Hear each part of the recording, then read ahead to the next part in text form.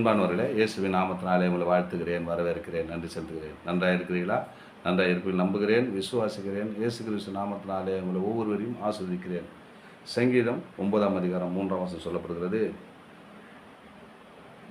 என் சத்துருக்கள் பின்னாக திரும்பும்போது உமது முகத்தில் அவர்கள் இருண்டு அழிந்து போவார்கள். என் சத்துருக்கள் பின்னாக திரும்பும்போது உமது முகத்தில் அவர்கள் இருண்டு அழிந்து போவார்கள். எந்த முகங்க? இயேசு கிறிஸ்து உங்கள் முகத்தில் இருப்பார்.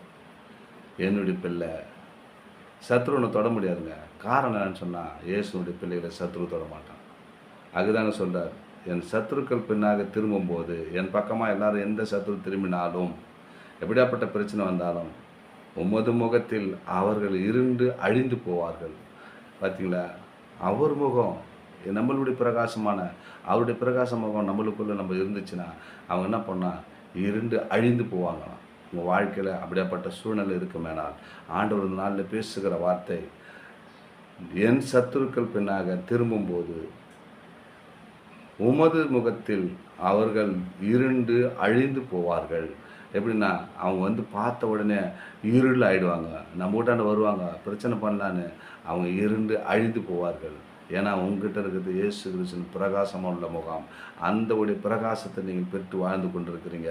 என் அன்பு சகோதர சகோதரிகள், இந்த வீடியோ பார்க்குற உங்களுடைய வாழ்க்கையில் அப்படிப்பட்ட காரியம் இருக்குமேனால், அந்த இருளான வாழ்க்கை இருக்குமேனால், இயேசு இந்த நாளிலே அதை அழித்து போட, இருண்டு அழிந்து போக கர்த்தர் உதவி செய்வார். உங்கள் வாழ்க்கையில் எதை பற்றியும் கவலைப்படாதீங்க. இயேசு உங்களோட வார்த்தை மூலமாக பேசிக்கொண்டார். சத்துக்கள் பின்னாக திரும்பும்போது உங்கள் பக்கமாக திரும்பி ஓடிடுங்க, பயப்படாதீங்க. திரும்பி போகும்போது உமது முகத்தில் அவர்கள் இருண்டு அழிந்து போவார்கள். உங்கள் முகத்தை பார்த்த உடனே அவன் இருண்டு அருள் அழிந்து ஓடிடுவாங்க.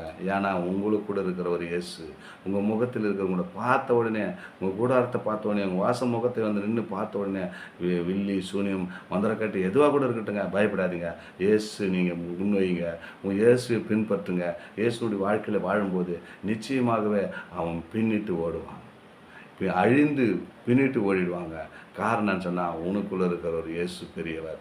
அந்த இயேசுடைய வாழ்க்கையில் நம்ம தரித்து வாழும்போது நிச்சயமாக இப்படியாப்பட்ட போராட்டம் இருக்கும்போதால் நிச்சயமாக அவர் என்ன பண்ணார், என் சத்துருக்கு பின்னாக திரும்பும்போது உமது முகத்தின் அவர்கள் இருண்டு அழிந்து போவார்கள்.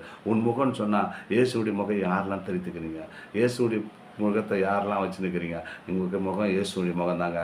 ஏன்னா தன் சாயலின் படி தன் ரூபத்தினுடைய மனிதனை சிருஷ்டித்தேன்னு சொன்னார். நம்மளாம் மனுஷன் தானுங்க. அவருடைய சாயலை பற்றி கொண்டு இருக்க, அவருடைய விசுவாசத்தை நம்ம வாழும்போது, அவரே பற்றி கொண்டு இருக்கும்போது, உங்கள் முகத்தை பார்த்த உடனே அவன் இருண்டு அழிந்து போயிடுவாங்க. ஏன்னா இயேசு உங்கள் முகத்தில் இருக்கிறார், உங்கள் உருவத்தில் இருக்கிறார், உங்கள் இருதயத்தில் இருக்கிறாருங்க. உங்கள் இருதயத்தில் அவர் வந்தால் போதுங்க, எல்லா இருட்டான வாழ்க்கையெல்லாம் வெளிச்சத்தில் கொண்டு வந்துடுவார். அவன் இருண்டு அழிந்து போவான். நீங்கள் எச்சரிக்கையாய் ஜாக்கிரதையாய் இயேசுவை பின்பற்றி அவருடைய வாழ்க்கையில் வாழும்போது, அவர் நிச்சயமாய் உங்களை அழியாதபடிக்கு அவருடைய முகத்தில் நீங்கள் ஒவ்வொரு நாளும் இருக்கும்போது, அவர் செய்கிற காரணம் என்னன்னு சொன்னால், சத்துருக்களை பின்னிட்டு திரும்பும்படியாக செய்வார். உன் சத்துருக்களை பின்னிட்டு ஓடும்படியாக செய்வார். அவனை அழிந்து போகும்படியாக செய்வார். இருண்டு அழிந்து போகும்படியாக செய்வார். எப்போதும் சொன்னால், அவருடைய முகம் உன்னுடைய இருதயத்தில் இருக்கணும். இயேசு எனக்கு செய்வார் என்ற ஒரு நம்பிக்கை, ஒரு விசுவாசம் நீங்கள் வச்சிங்கன்னா போதும்.